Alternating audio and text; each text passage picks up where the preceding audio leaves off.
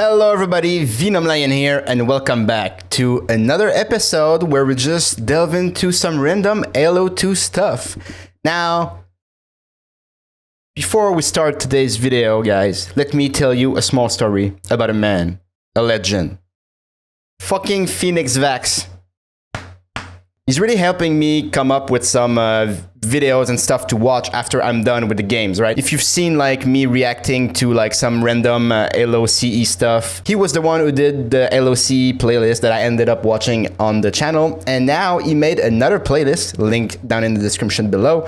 And there's a lot of stuff in there. So much, in fact, that I will really not be able to have it all in one episode because I'm working absolutely non-fucking stop this week because with school and my main job and the channel. So I will actually have to split that playlist into multiple videos. And today's video will be about the limited collector's edition documentary of Halo 2, which I'm really excited about. I really love to see behind the scenes. Being a level designer, working in the games industry, I really like seeing behind the curtain, because sometimes shit's interesting behind the curtain, boys. This video lasts an hour and 30 minutes. I will have to split that into two because I don't have that much time for one video, sadly. Let's see what this documentary is about. I'm really excited.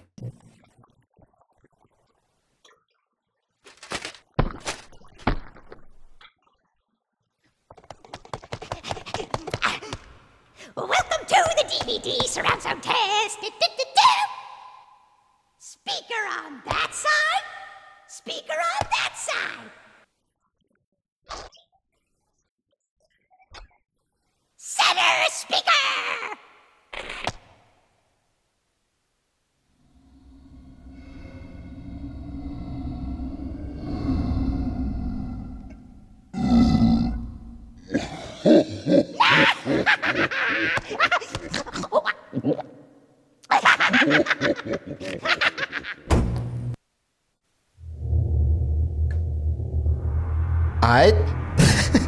Okay. Okay. Halo 1 was a pretty good game. Not just gameplay-wise. I mean, it was fun. Halo 1 was fun. I'd say so. We spent years, frankly, at this point, saying, how do we wrap... Oh my god, look at this old-ass computer, man. God damn, look at this shit. Wow. ratchet the bar across the board up for Halo 2. In a lot of ways, Halo 2 is just an extension of all the excitement we felt at the end of Halo 1 and that we didn't get to, express.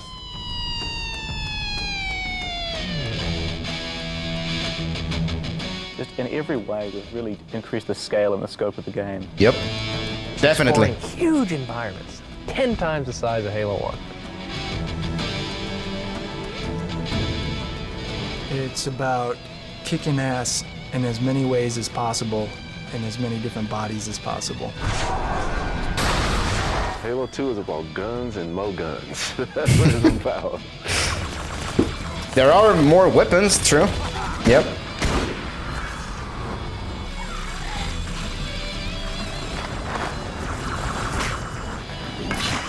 There's a lot of the story that we didn't get to tell. Ooh.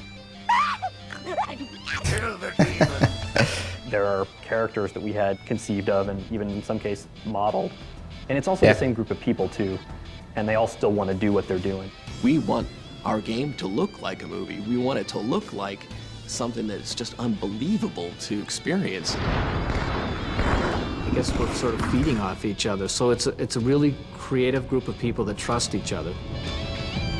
The really important thing to do now is to take all these different disciplines who are all working on their own things and take all those pieces, take the AI code and the physics and the guys working on the levels and bring all those pieces together at the same time. And then you keep doing that. You keep colliding things together until it's a game. Very true. Very true, guys. And I'm not sure how they did it. Maybe we will learn it during the course of that video. But speaking for my own personal experience in the games industry, I'm a level designer. Well, in AAA, like, often the title of level designer is separated into two. You have level designers, and mission or quest designer. I'm a mission/quest designer, so basically like what they said there rings very true to me, because like when you are in charge of a mission, you have to make sure that what everybody does, basically like the animations, the character models, the art, even the level, everything, you are the guy who puts it all in one cohesive package. You know, you're fixing the scripting, you're fixing the bugs, you make sure that everything's coherent. So you have to trust your teammates and you have to be able to rely on them. Yeah, basically, as you said, like there's a lot of professions that work on their stuff. They build it to a certain level. And then at one point you start putting it all together and you're like, oh shit, it looks like a game now, which is always like a really magical moment in game production.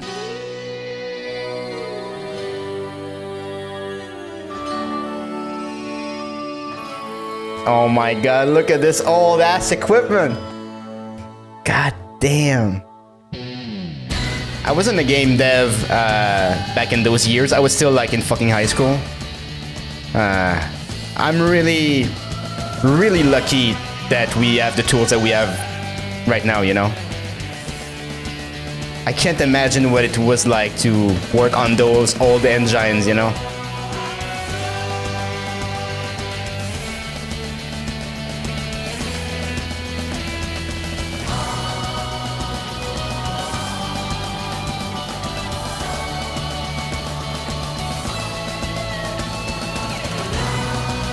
Oh, the team went, I'm assuming?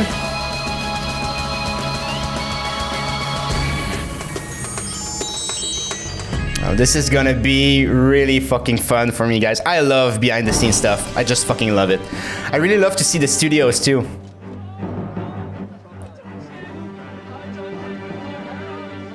Man, 2004, so old, so goddamn old.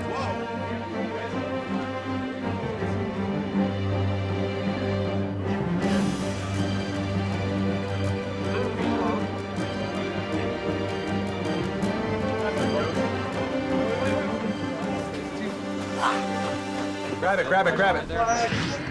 Keep going, I got your back. No, not you, dude. Dude, shoot the guy at the wall. Are those the playtests? Have the sword, get him. Keep it going.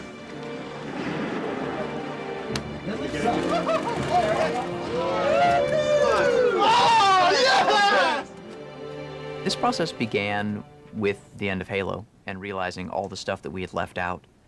And Jason and I and Jamie and a few other people sitting down and thinking really hard about, oh, wow, what did we really want to tell? And then Jason locked himself in a room for a while and organized his core ideas, and then came to me and said, hey, you know, these are my thoughts about a story for Halo 2. What do you think? Yeah, I don't know if we're crazy or stupid or we just like good stories or what, but we certainly worry about that a lot more than you might think we'd have to in a game that's mostly just about action and about not thinking.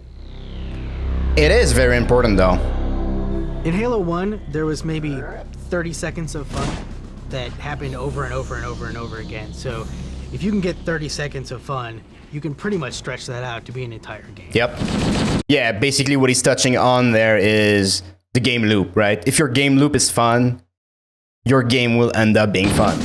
Encountering a bunch of guys, melee attacking one of them before they were aware, throwing a grenade into a group of other guys, and then cleaning up the stragglers before they could surround you. And so you can have all the great graphics and all the different characters and lots of different weapons with amazing effects, but if you don't nail that 30 seconds, you're not going to have a great game. Yep. Completely agreed. Yeah, you need to have your good game loop before you can use it, and then make small modifications on it so that it keeps being fresh and interesting for a whole game. Script, the cinematic script for Halo. This document needs to talk to programmers and artists and animators and everybody. This is 160 pages worth of cinematics. That's kind of crazy if you just think about it on its own. But when you look at a game which is 15 levels long and with a couple protagonists and a fairly complex story arc, I mean, when you need to drive the player's experience for 20 hours of gameplay, say, 120 minutes of cinematics doesn't really seem that out of proportion. Yeah. But just to look at it, prima facie, it's pretty daunting. You think, my God, you're making a feature film. That is true. Why was it not destroyed with the rest of their fleet? It fled as we set fire to their planet. But I followed with all the ships in my command. When you first saw Halo, were you blinded by its majesty? It's not about making it complex, and it's not about playing movies for 2 hours between every 5 minutes of gameplay, but the more you can make somebody believe that they're in this cool place, that they're on Halo fighting the Covenant instead of whatever, sitting in their living room at 2 in the morning trying to, finish some stupid video game. Yeah, immersion. You have to make your world believable so that the players will be immersed in it. There's a lot of complexity here up in this geometry, but look down now. There's very little of that down here. Oh, right. And I think we should try to flip-flop some of that. We start with the story, first of all. We get a good background to the entire game, just a foundation for things, and then we start building levels off of that. This particular level that I'm looking at right now is called the Sentinel Headquarters. The Sentinel is this hovering character. They don't need floors. They can fly up through the ceilings, they can fly through portals that are 20 feet up. But you as the character will have the challenge of traversing this interesting terrain inside the structure, up and across beamwork and through these little portals throughout the space. So it's gonna be really interesting for the player to explore. That's probably why they made so many drops in that level too. Oh, I see what you did there, I see. We made it, huh? All right, Michael's gonna talk about 21 months to ship. It's amazing to me how good stuff looks and how much progress we have, but something I've been thinking a lot about is E3. E3 stands for the Electronic Entertainment Expo, and it's the biggest event in the video game world where all the developers and all the publishers and all the gaming press all get together for, it's almost a week-long carnival, practically. I've never been to E3, man. Get your shit together. It's important for us to Would have loved, though, about what we get done for E3, because we need to build that excitement up and go, God damn, we have a lot of work to do between now and E3. I think it's really important to be ambitious. I think it's important to have more balls in the air that you can catch at the end when it all comes down to it and you have to ship a game. But certainly you can go too far. Yeah. Of all the people on the team, Tyson and I are probably the people who are the most frightening for Jason and the programmers. We are the most crazy scripting, crack smoking. This would be so cool, damn the frame rate. Let's pound the code to make these crazy things happen. Are they level designers? That sounds like level designers to me. Demo from start to finish.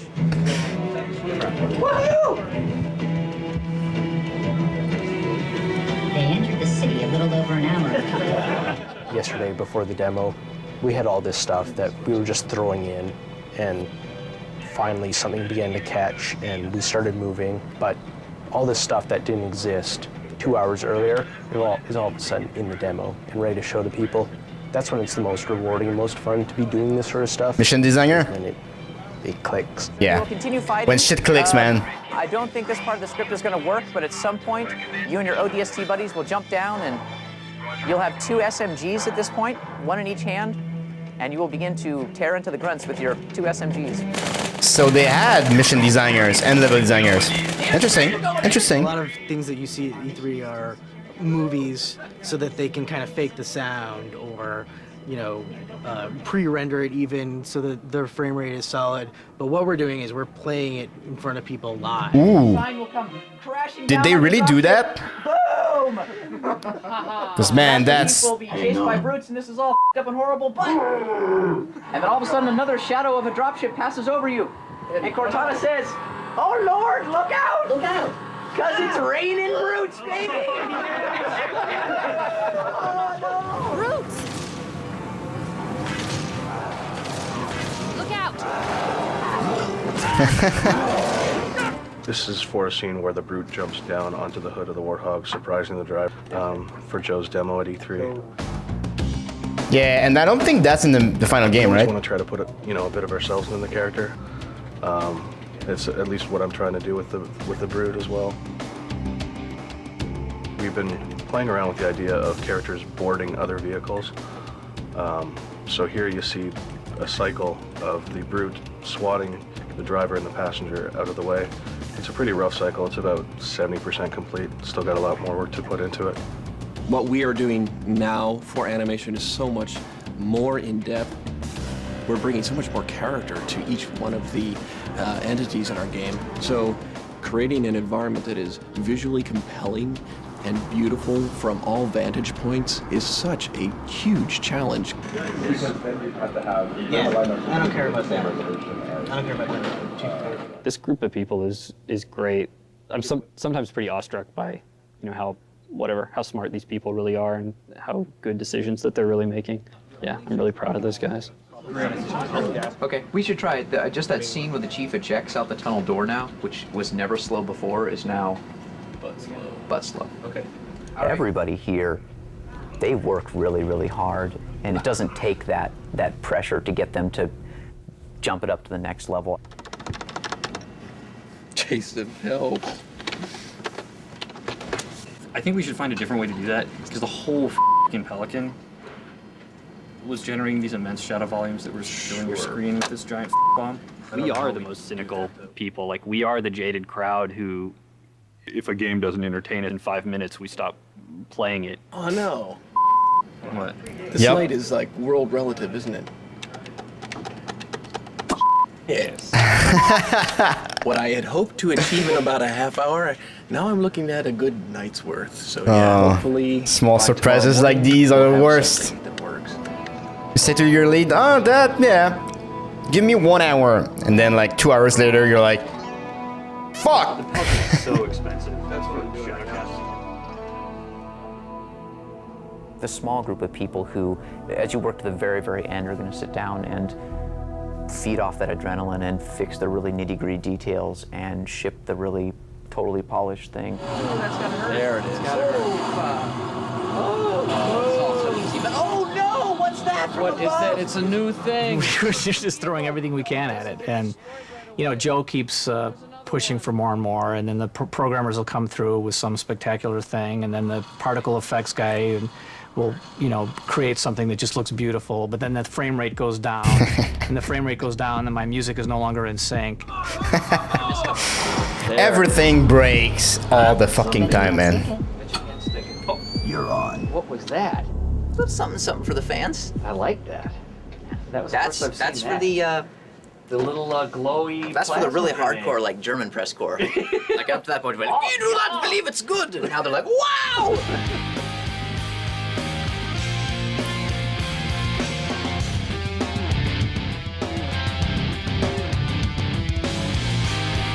Man, you can tell it's like from 2004 when you have hard rock. Is that Breaking Benjamin? Is that fucking Breaking Benjamin? The thing is what comes out of this E3. It's for all the business reasons, this is an important moment for retailers in terms of making their decisions on the games they're going to get behind. And it's also really important to the fans. And I think this is a great moment for them to see, what this game really could be like. Yeah, E3 is huge, man. The pressure to deliver like a good showing at E3 is immense. So in a lot of ways, I think fans are coming in with no expectations, right? No preconceived notions about what they're going to see. No, they have expectations, dude. Let's be honest.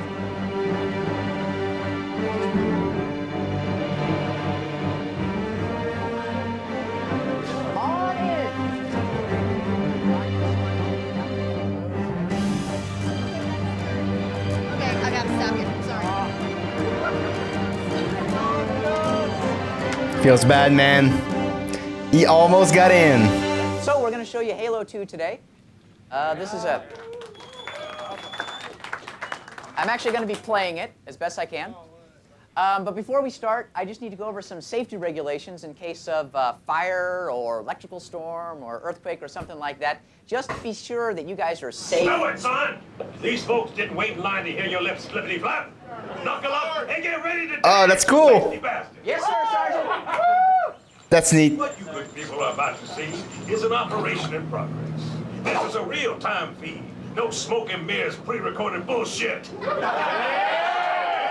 Had made landfall and occupied one of our cities. Man, that's ballsy. Is that really in engine? Engage the enemy and boot their sorry behinds back into the stratosphere. Demo biatch. What you good people are about to see is an operation in progress. This is a real-time feed. No smoke. Did they really play that in real time, though? Had made landfall and occupied one of our cities. We will link up with our forces in theater, engage the enemy, and boot their sorry behinds back into the stratosphere. Demo biatch. Sir. Got anything? Well, I need to talk about Didn't think so. Kill the lights!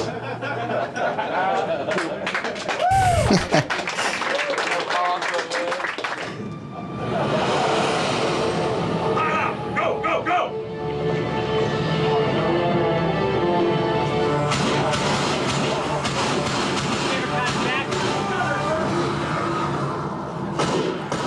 Take my weapon. You'll need it. He had the same face as me when I saw that. I was like, that fucking Hoobastank? God damn. No sound anymore? Oh, probably because it's copyrighted, right? I getcha, uploader, I getcha. It is surprising to me, though, that this showing at E3 was live and was played. Was probably heavily scripted. Because, like, when you're making a game, like, the game's not done, right? And you have to show it at E3. So, like, what you end up showing at E3, most of the time, like, if your game's not too far away from release, then you show the real thing. But, like, most of the time, E3 demos, like, are scripted because the game's just not done yet. You just cannot show the real thing. Because, like, games look like ass for a long ass time before they're ready, right? So if you show, like, you just have to look up in the internet, like, games that have leaked that are true alpha and stuff. Like, they look completely unfinished. Like, it's not good for marketing, and you can't really show that to players. So that's why sometimes E3 demos are heavily scripted or they're not playable. Thanks a lot for coming, everybody. Good show. I mean, when I'm watching the demo and you climb up on the cruiser and kick the guy off, I lost it. Master Chief jumped up the ghost, kicked the enemy down and got on it. It was over. It was game over after that. Jumping on the ghost definitely surprised everyone the first time. It's like, hey, because everybody remembers getting run over by those things. You blow something up and the guy crawls out and he's still alive. I mean, it doesn't get much better than that as far as I'm concerned. It seemed like a war, like a real battle. To see it twice, just to make sure that it wasn't the exact same thing, and it was totally different this time. I don't say the word awesome. Usually dude doesn't come out of my mouth. But the truth is, the game is awesome, dude. How the hell are we going to beat this game? Hurry it up, let's get it out of here. No, you know, we can't wait another year. You know, I'm sorry. We can't wait. This game has to come out now.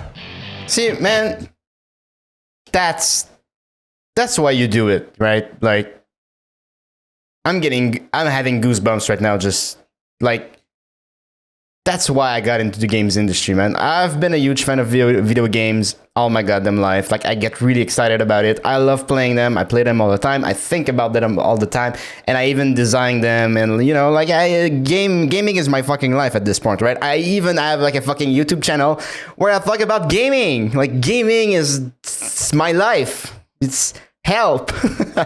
But just seeing those fans right there, like, being excited about a game.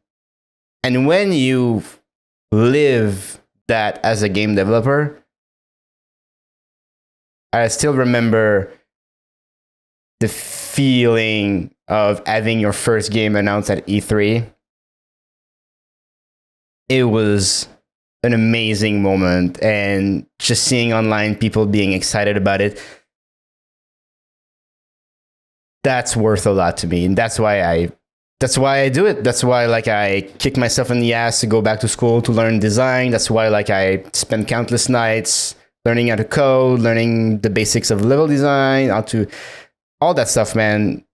That's why I worked hard. It's to entertain and to feel that excitement and to be able to provide that to people. It's the best, man. It's literally the best.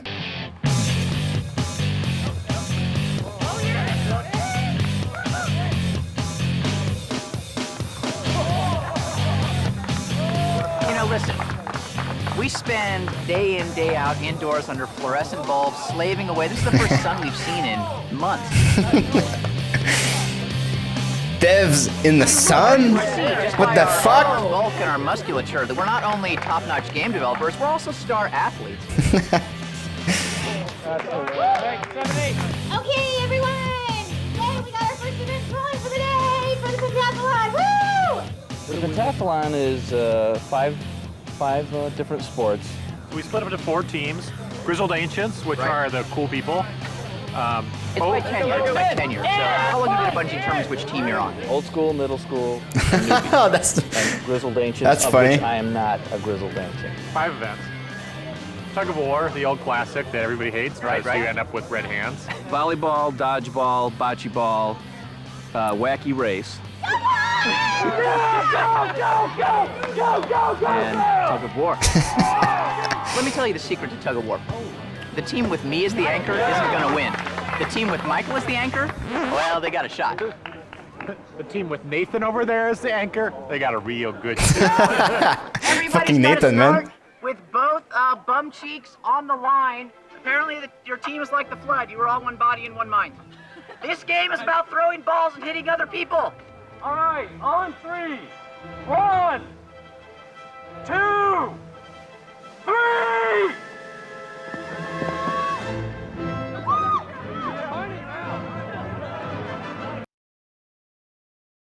Oh, that music was copyrighted too. Hey, that's fun though that they removed the copyrighted music from the video, because that means I don't have to do it myself. So that's perfect.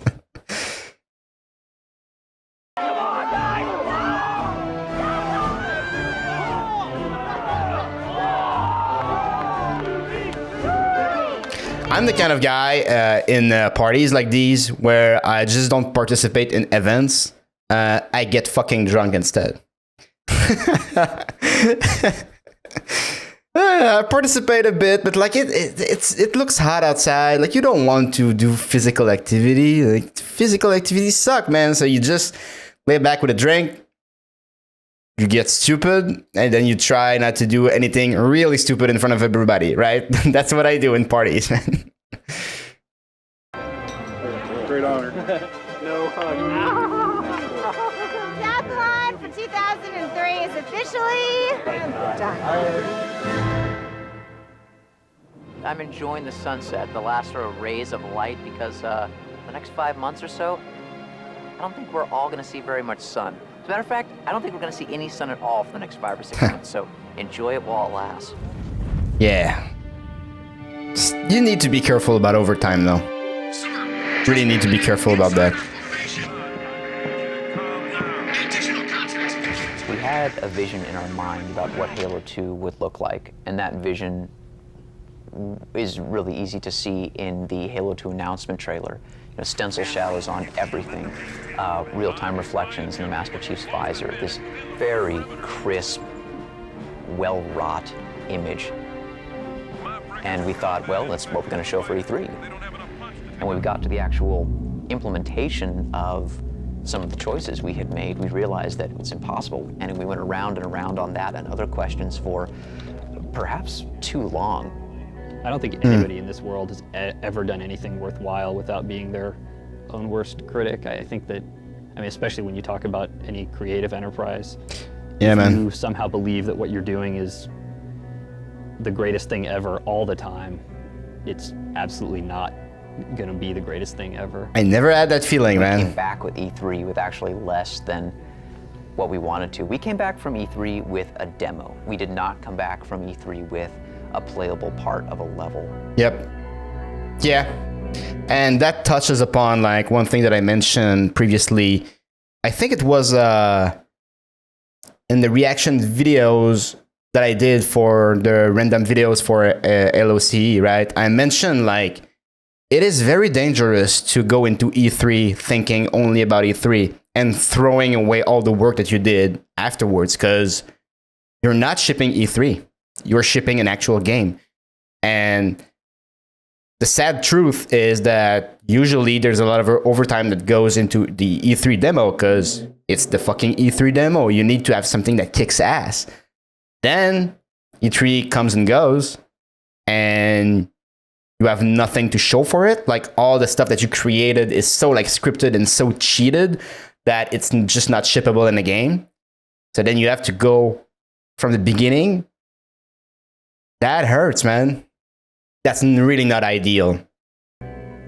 That was really bad, actually. That wasn't the goal. Yeah.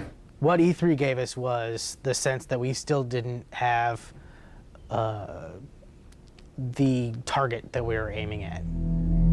So after E3, instead of being able to jump into all of our levels and go right into it, we're still trying to figure out where we're going and what the quality bar is going to be. Yeah, that's rough, man. Because right now, the game is not fun. Yep, and you need to nail those 30 seconds in order to be able to replicate them. We've got 50, 60 guys now on the Halo 2 team. 15 months They're to ship. waiting to be told, hey, what do we do? You know, what do we, as this massive, smart, talented, hardcore, devoted guys that are going to stay up really late, what do we do? Tell us. We want to do it. Thing is that they probably don't know yet. The tech's not in. You cannot start production if you don't have these guidelines and the clear goal of where you're going, you know? You all suck. You guys suck. The deal is, every 2 hours, there'll be two 16-player games starting. 4 o'clock, 6 o'clock, 8 o'clock. I do these LAN fests like every 6 months or so. Some of the people that are showing up are regulars. There's always new people. It's just Halo ties it all together. All right, hi, I'm Blackstar. Yes, the one you know and love. Cyberfree. Cyberfree. Arizona. That's Shishka. I'm Shishka. Nice to meet you all. Mr. Smiley. Yeah, Mr. Smiley. Brian from Bungie. We got someone from Bungie here. That's right.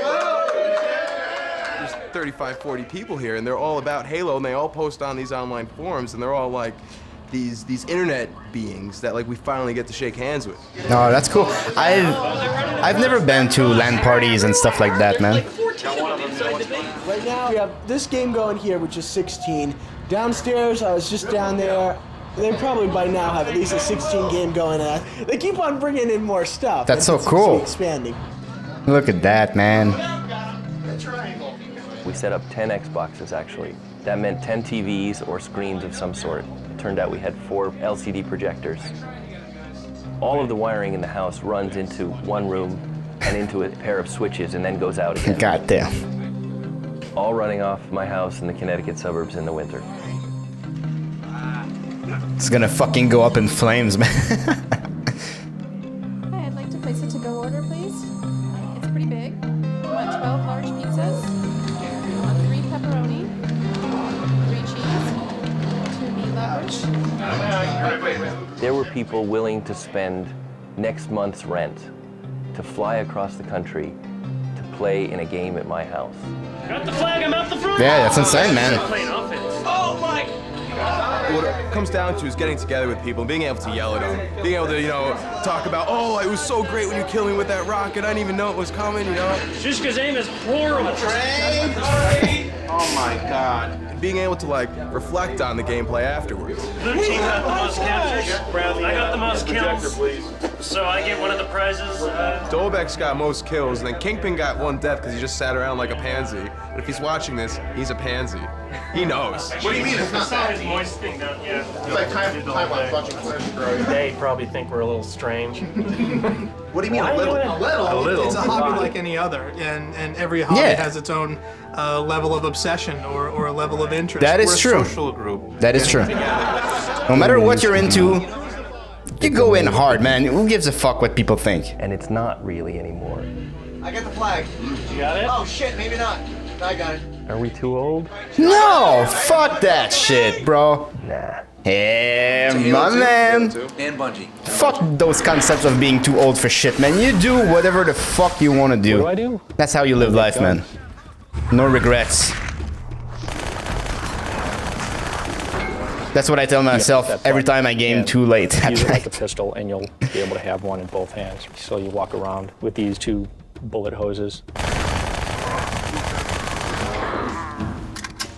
There's the battle rifle, right? If you're like me, it'll be the weapon that you fall back on throughout the entire game. Because it's the go-to gun. It'll hopefully actually behave more like a rifle than the assault rifle did from Halo. Yeah, it does. It's more of a submachine gun. Yep, true. True. It suffered from the same things that all video game weapons suffer from, and that is they do not behave like their real-world counterparts. I mean, of course, like that's not the aim of a video game. No, and, it was a trick Well, for reference. depends. To see basically how Marines moved, how they reacted in combat situations, formations. We show up on a farm and we're kind of like, how serious could these guys actually be? And then we turn the corner and see a table full of guns. Not only one table, but two picnic tables full of Goddamn. Actual military issue service weapons. It ranged from pistols to machine guns, fully automatic, silenced. You're talking the deadliest type of guns. And these guys were pretty serious. It was kind of intimidating. Gun comes up, gun I comes bet. work. And now I'm gonna take up a good shooting position and I'm gonna follow him all the way into the ground, try to take him down. If I were to just barrel point him like that. During the development of Halo, whatever, we'd made mistakes. We definitely got some criticism from actual people that were in the military. We had a smaller team, right? And we had a very short time to make the game. We did a lot of research, but there's only so much that books can teach you. You've got to get a lot of research hands-on. Yeah, true.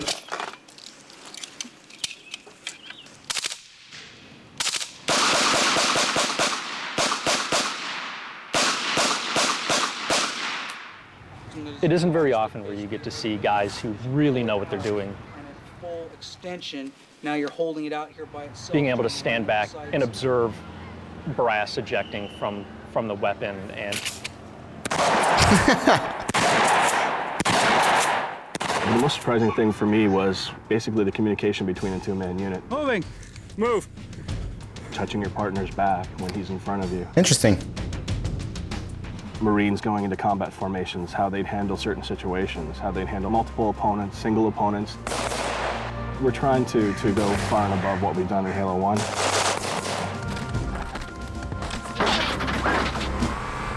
This is our audio playground, which has evolved greatly since the last time. We now have virtually every surface in the game in these large rooms that allow us to kind of mess around and do what we want. Let me show you to one of my favorite rooms, which is the dirt room. Awful lot of dirt in Halo. I could listen to this stuff all day. Voice is a point in space that is creating audio, and that audio gets mixed and then gets put out the speakers. If I turn on one more debug thing here, it'll actually show us just how many voices are in use for an event like this. So the screen is filled with the amount of sound calls we're getting. Yep. And what this is telling us right here is that we have about 17 or 18 voices in use when this chain gun is firing. And we can have 64 unique things happening in surround sound space at a time. Interesting limitation there. We are Matrix of Doom because the amount of surface types that we have in the game versus the amount of objects that we have in the game colliding with each other and against the environment, we will be generating hundreds and indeed thousands of sound effects to try to cover up this matrix. There's nothing we can't put in the game, and all we're waiting for is the assets to go in there for us to tag to them. So we're in good shape, I think. Ask me again in 2 months, and when I'm bloodshot eyes and I haven't bathed in 3 days, and I'll probably tell you something different. So we had a game that was 9 levels. Oh. Took us, started at Earth and brought us out into the galaxy and then brought us back to Earth for this grand conclusion. Interesting. Well, right about at that moment, Pandora's box was opened and decisions which were engraved in stone were rethought. Of course. That's how it goes. We messed up. Like, we didn't have the design down. We didn't have the story down. Once we actually started to see how long the missions were taken to produce and how long they were taken to design and script, and it just wasn't going to work.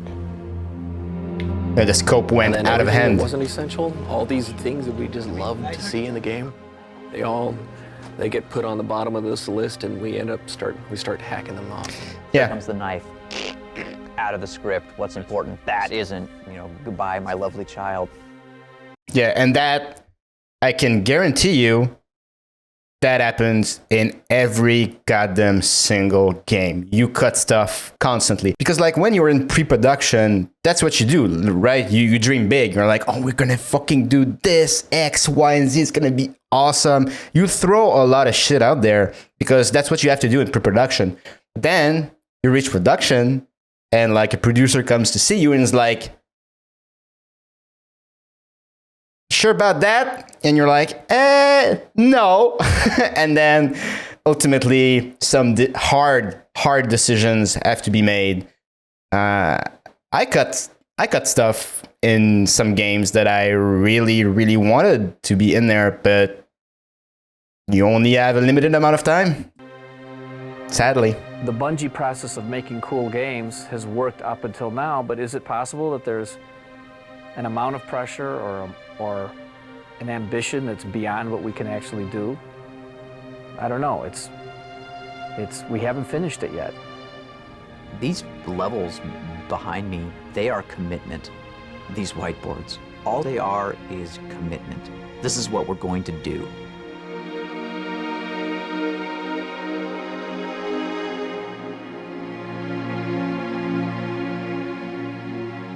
The time for constructive feedback is done, and it's time to work.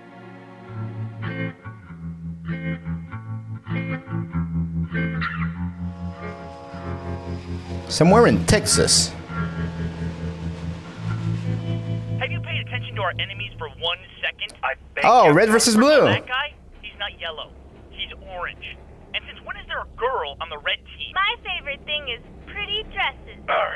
I got termites in me leg. And that is not a southern accent. Do you have any tampons? Seriously, what is the matter with you people? At the time we started the series, we thought we were the first people ever to do this. We did. We thought Gus. we were such creative geniuses. We made 2 little 5-minute. No, they were about 2 minutes No, back they were about then. 2 minutes. 2 minutes. Oh my God, they were so young. They were just funny little sketches that we wrote, and then we used Halo to animate them. I know Rooster Teeth. That's why I know of Red vs. Blue and stuff. Never watched Red vs. Blue though. I think the first week we had 2,000 hits, and then we had, I think, 3,000 hits in a day. As we realized it was kind of starting to take off, and then the next day we had 50,000 hits. And so we started doing a weekly series pretty quickly. This is the M12 LRV. I like to call it the Warthog. A lot of the jokes are just things that you and your buddies would say to each other while you're playing Halo. Why Warthog, sir? Because M12 LRV is too hard to say in conversation, son. Is Simmons in the can? I'm ready. That's really cool that they added Red vs. Blue and the gang from Rooster Teeth in this video documentary. Would Electrified be okay? Because I'm guessing they were a part of Halo's success a bit, right? Like Red vs. Blue became huge. Still have the wooden bars where you'd be hanging your clothes. When's it gonna be Simmons' turn? When? When I do the yelling, I hold on to the bars up here where we hang the clothes from. Otherwise, I get a little too excited. That's pretty good, but try to sound like you're reading it off a script. All right, I can do that. Get through it a little faster. Okay. Aw, come on, Griff. He was more of a bag than a douchebag. I'm wearing a training bra. I'm wearing a training bra. Try emphasizing I'm. There's a really weird feature in Halo. I won't call it a bug, out of respect. The position a character is normally in when playing the game, they have their gun up, they're looking around for somebody else going to shoot them, and then as you lower the gun, the character looks down, but at the last minute there looks back up. And we can make them bob their head to talk, to show who's talking, movement. We can have them turn to face people. Well, looks like Caboose has hurt himself. This is the bug that makes it possible. You know, without this, we couldn't Interesting. do it. Caboose get his head stuck in the freezer again. It's a beautiful game. I mean, there's still, I don't think there's a better looking game for the Xbox since it's come out. No, I don't know. I'd like to keep doing it basically as long as Bungie and the fans will put up with us. It's still going, right? Is Red versus Blue still going? I think it is. Today. We're on the 8th of June today. Which is insane. We're roughly halfway towards finishing the project since this went up. So 4 weeks from now, we'll have coded everything in the game. Another 4 weeks from now, we'll have put all of the pieces of content in the game. Content 2 complete. weeks after that, we'll have literally everything. All of the audio, all the cinematics, everything. Then there's 6 weeks after that where all we do is play it and we fix any bug where we absolutely could not ship it. And then we release it. Vomit and sleep. Oh my god. Oh man. I'm scared shitless right now, to be honest with you. Problem is, the bug I have is... The difference between good enough and awesome is so big, and I mean, there's this standard set by everyone here. Yes. That, I mean, good enough sucks. You can't do good enough. You fire the bullet, and the bullet comes about maybe 4 or 5 pixels below where the crosshair says it's going to. It's a hard kind of thing to live up to, but it's I mean, the game's going to be better for it. We're actually pretty good at slamming stuff in right at the end. As a matter of fact, I think we do some of our best work that way. That is a dangerous way to think, though. We're seeing big chunks of the game being fun and playable, and so I think that's a huge corner that we've turned. Right now I'm working on polishing the blood splatter decals.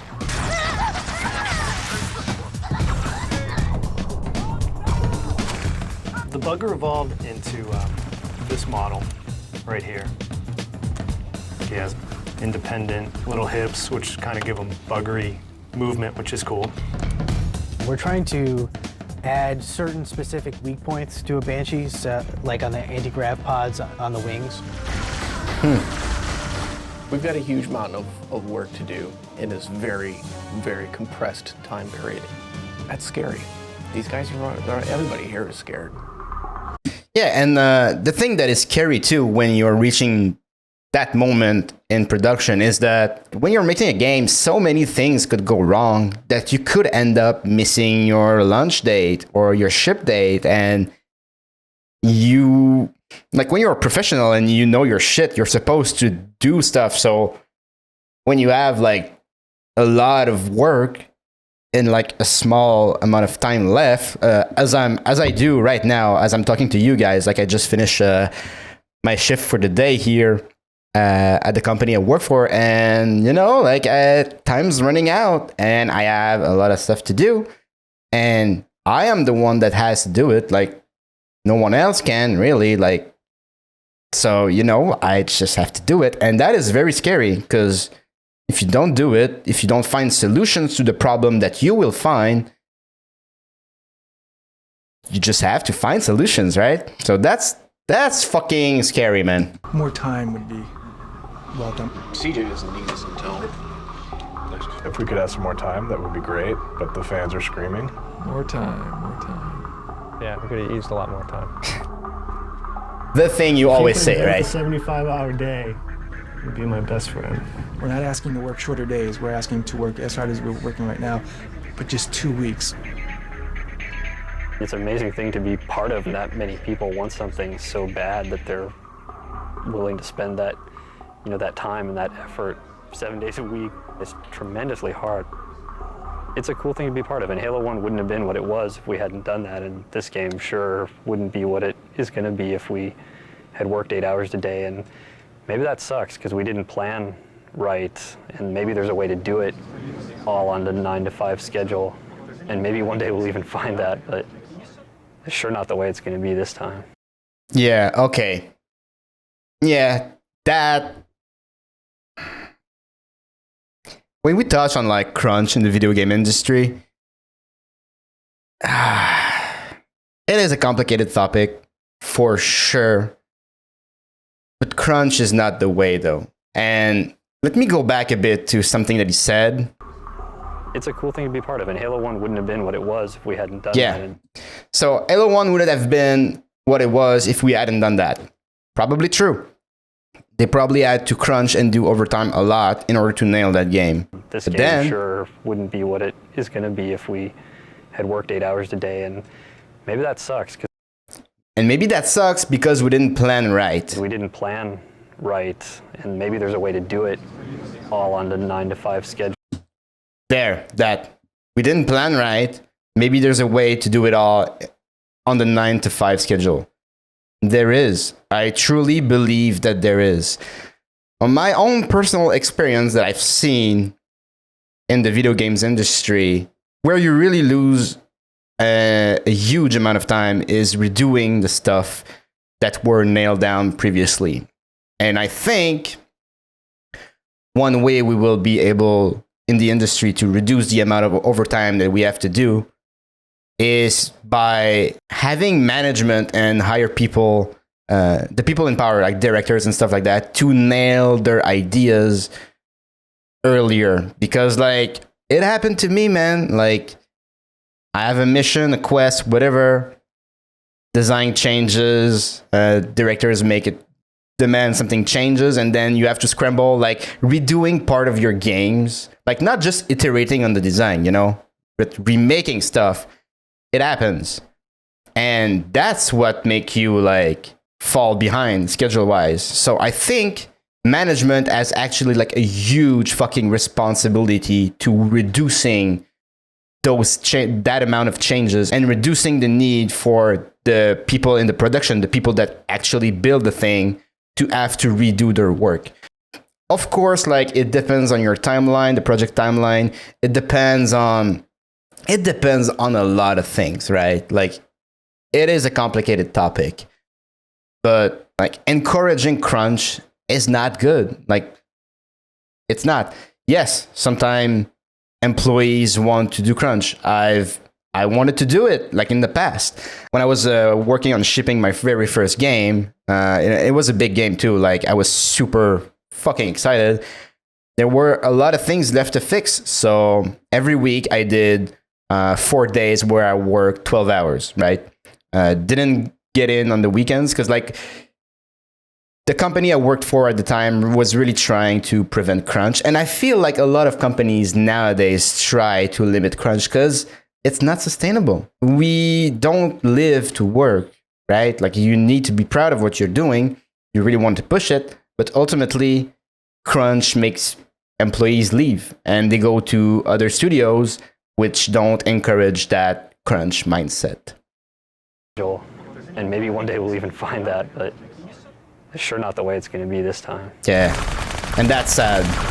That's kind of sad because we've undertaken this really massive task. I think that we had 2,000 or 3,000 lines of unique combat dialogue in Halo 1, and now we're talking more than 14,000 lines of combat dialogue. So the end result is that Marty and I are spending, Marty more than me, a bunch of time in the studio getting a lot of voices. On a galactic scale. Let's see, fairly robust security algorithms. I could crack them, but sidestep, cover my tracks, and voila, top-side hull schematics. See, Jen, you just made like all the dorky techno geeks. There's nothing hotter than a woman that can infiltrate topside hull schematics. What's it like working with Marty? That's a good question. Joe? Oh, well, I mean, it's the best. Working with Marty is an effort in patience and restraint. He's hilarious, he's funny, he's sharp. He gets to bitch like nobody's business about how much work he has and how little time there is. We work together really well. Oh my God. The two of us together are the most unlikely couple for a variety of reasons. He, I hate him, actually. Chief, whatever you're gonna do, make it quick. I think Cortana might just be genuinely... Basically, well, all you want to do is say, louder, faster, now you're sad. But Joe is like, well, you see, back in the first centuries of spaceflight, the Covenant... So right, the Covenant fleet which arrived at Earth is now attacking. There's an engine core to destroy the reactor, the powers the core of the ship. Actually, I can see the actors' eyes start to glaze over. They have no idea what that means. So they'll say, so, you want it faster? Yeah, faster. I'd say Marty's direction is incredibly intuitive. Sometimes, and I'm smiling even as I say it, I don't know what I'm going to say, but Marty does, and he's already written out exactly as I'm going to say it. Oh, Pop!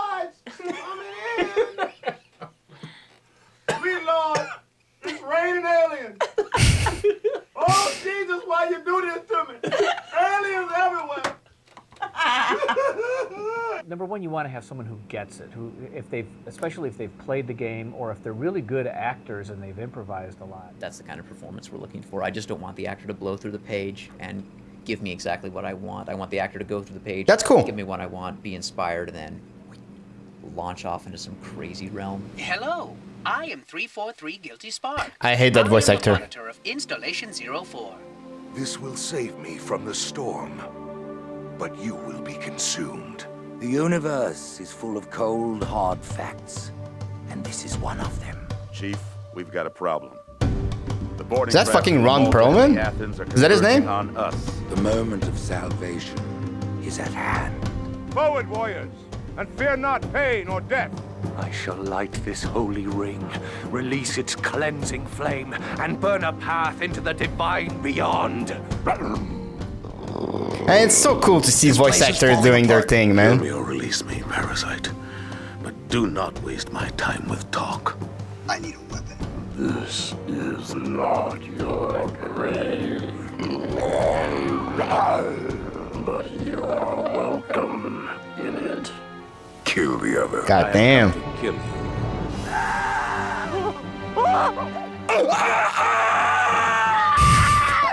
My eyes! Oh my! Where am I being taken?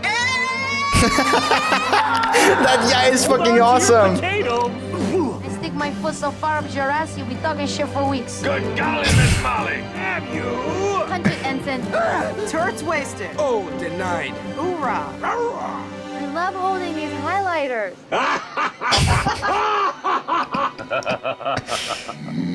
The hopes of all the Covenant rest on your shoulders, Chieftain. That was really wonderful to see these actors come in who we really didn't know what was going to happen with them, and they worked really, really hard, and they did a really great job. Works for us, and away we go. Whee! If only Marty would work that hard, we'd be set. Yeah, when you're working on a game and you hear the voices starting to be implemented, because like most of the time when you're making a mission, right? I'm a mission designer, so like you know, you come up with ideas, right? And then the writers, you work with the writers in order to make the quest, or the mission, you know?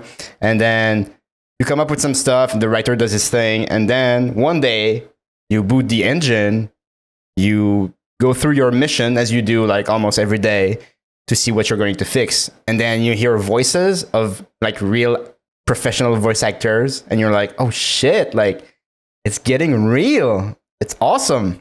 It's a nice feeling. Be a pop.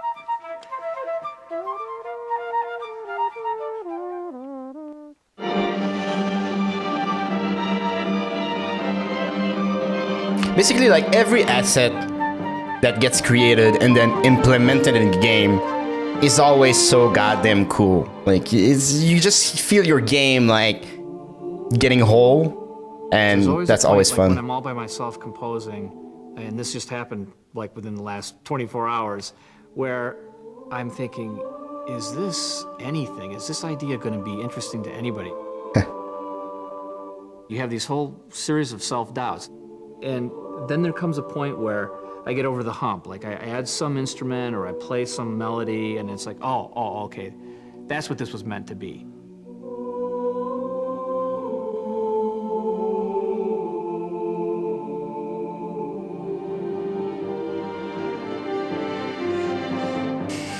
Yeah, self-doubt, man. You gotta get over that shit for sure. I'm involved in the development of the game, and I actually enjoy the game, and I'm talking with Joe and I'm talking with Tyson. I'm understanding emotionally what they're trying to do, then my product will be better because I'm that deeply involved in it. Yep. Marty's pretty amazing. Marty makes pretty much everything we do twice as good, and that makes me really angry because he's just about the only individual who has that level of contribution to the team, but I would never say that to him.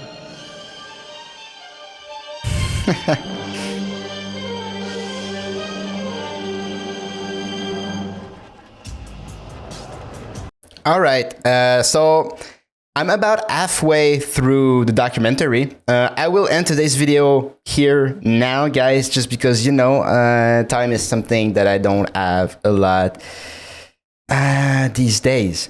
But I will be back next time with part 2 of the Halo 2 Limited Collector's Edition documentary. I'm really loving it so far. Like, hearing like dev stories is always really enjoyable to me. I just love that behind the curtain shit, you know. I just love it. So hey, hopefully you guys had a good time. Consider liking, comment your thoughts about the documentary and what I said down in the comments below. Don't forget to subscribe for part 2 that is coming very soon. And with that, have a good one.